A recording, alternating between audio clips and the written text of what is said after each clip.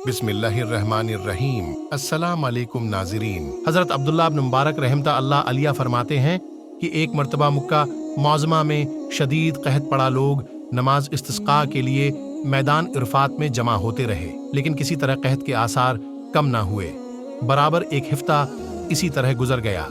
चनांचा आइंदा हफ्ते जमा की नमाज के बाद लोग फिर इरफात में जमा हुए तो मैंने देखा एक सियाह फाम ज़ईफ़ वो नातवा इंसान है जिसने 2 रकात नमाज पढ़कर अल्लाह ताला से दुआ मांगी और सजदे में गिर कर कसम खाई कि तेरी इज्जत व जलाल की कसम, इस वक्त तक सजदे से सर ना उठाऊंगा जब तक तो बारान रहमत से अपने बंदों को सैराब न कर दे। चुनांचे इसकी इस दुआ के बाद मैंने देखा कि आसमान पर सियाह बादल छा गए और उस कदर मीना बरसा कि मैं हैरान था। बाद आज़ां इस सियाह फाम बंदा ने रब की हम्द व सना बयान की और चल दिया। मैं भी उसके पीछे पीछे हो लिया कि देखूं कि ये शख्स कहाँ जाता है। जब वो चलते चलते ऐसे मकान में दाखिल हुआ जहाँ एक बर्दा फरोश रहता था, ये देखकर वापस चला आया और सुबह को कुछ रुपए लेकर इस बर्दा फरोश के मकान पर पहुंचा। मैंने कहा कि मुझे एक गुलाम खरीदने की जरूरत है। मेरी इस दरख्वास्त पर इस सौदागर ने तकरीबन 30 गुलाम मुझे दिखाए। इन सबको देखभाल कर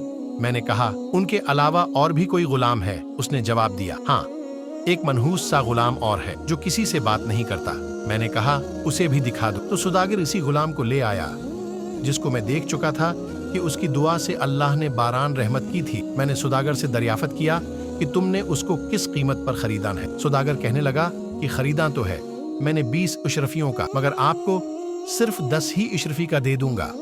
ये सुनकर हजरत अब्दुल्लाह बिन मुबारक रहमतुल्लाह अल्लाह अलैह ने फरमाया कि हमें उसकी जरूरत ना, बल्कि मैं तुमको उसकी कीमत में 27 अशरफियां ज्यादा दूंगा। फिर फरमाने लगे कि बस उसका सौदा करके वो गुलाम को हमराह लेकर चल आया। तो वो गुलाम कहने लगा, ऐ मेरे आका, आपने आखिर मुझे क्यों खरीदा है? मैं तो किसी भी खिदमत के काबिल नहीं हूँ। मैंने अर्ज किया कि मैंने तुमको इसलिए खरीदा है कि मैं तुम्हारा खादिम बनूं और तुम मेरे मालिक। मेरी उस बात पर गुलाम ने दरियाफत किया कि आप ऐसा क्यों कर रहे हैं? उस पर मैंने अर्ज किया कि मैं कल तुम्हारी करामत देख चुका हूँ। अल्लाह ने तुम्हारी दुआ कबूल फरमाई और अपनी रहमत की बारिश कर दी जिसके लिए मखलूक परेशान थी। उसने दरियाफत किया कि क्या वाकई आपने ऐसा देखा है? मैंने कहा, हाँ।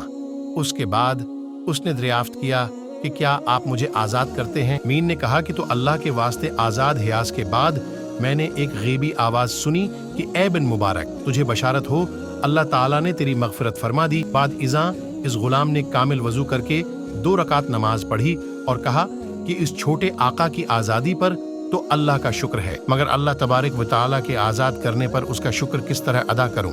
उसके बाद दोबारा वजू करके उसने 2 रकात नमाज अदा की और दोनों हाथ आसमान की तरफ उठाकर दुआ मांगी कि अलही तुझे मालूम है कि मैंने 30 साल तक तेरी इबादत की और मेरे तेरे दरमियान अहद था कि तो मेरा पर्दा फाश न करेगा, मगर अब जबकि ये राज खुल गया तो मेरी रूह कब्ज करके अपने पास बुला ले। जब देखा तो उसकी रूह परवाज कर चुकी थी। हजरत अब्दुल्लाह बिन मुबारक रहमतुल्लाह अलैह फरमाते हैं कि मैंने उसको मामूली कफन दिया और नमाज पढ़कर दफन कर दिया।